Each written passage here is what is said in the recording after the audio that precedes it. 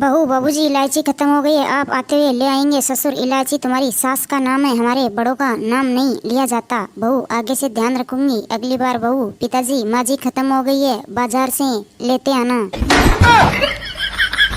लड़का आपकी बेटी से शादी करना चाहता हूँ। लड़की का बाप महीने में कितना कमाते हो? लड़का 30,000, लड़की का बाप 20,000। तो मैं अपनी बेटी को जेब खर्च देता हूँ। लड़का जी वो मिलाकर ही आपको मैंने बताया है। उड़ते हुए हवाई जहाज का चालक अचानक ही जोर से हंस पड़ा। जब उसने हंसने का कारण पूछा गया तो वह बोला, जब पागल खाने के अधिकारियों को पता चलेगा कि मैं वहाँ से भाग गया हूँ तो वे बेचारे क्या सोचेंगे। संता ने अपने बॉस से उनकी बेटी का हाथ मांगा। बॉस ने संता से कहा, अपनी औकात देख देख, तेरी सैलरी में तो मेरी बेटी के लिए टॉयलेट का पेपर भी नहीं आएगा। संता बॉस से बोला, अगर इतनी पोटी करती हैं तो फिर रहने दो।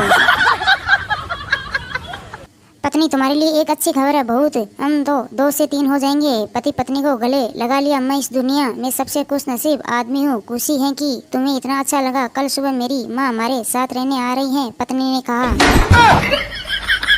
मरीज मुझे रोज सपना दिखता है कि मेरे पास होकर सुंदर सुंदर लड़कियां तेजी से भाग रही हैं। डॉक्टर बोला, उसमें मुझे क्या चाहते हो? मरीज बोला, आप ऐसी दवा दीजिए कि या तो उन लड़कियों की रफ्तार कुछ कम हो जाए या मेरी बढ़ जाए।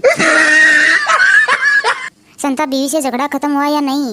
बंता घुटनों पर चलकर आई थी मेरे पास। संता क्या बात कर रहे हैं? सच में? बंता और नहीं तो क्या। संता फिर क्या बोली? बंता बोली, बेड के नीचे से बाहर आ जाओ, पक्का अब नहीं मारूंगी।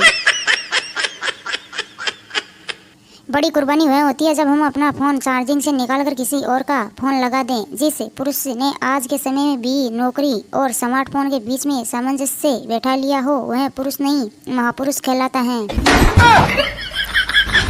पत्नी पति से बोली, सुनो जी, डॉक्टर ने मुझे 1 महीने के आराम के लिए किसी हिल स्टेशन पर जाने के लिए कहा है।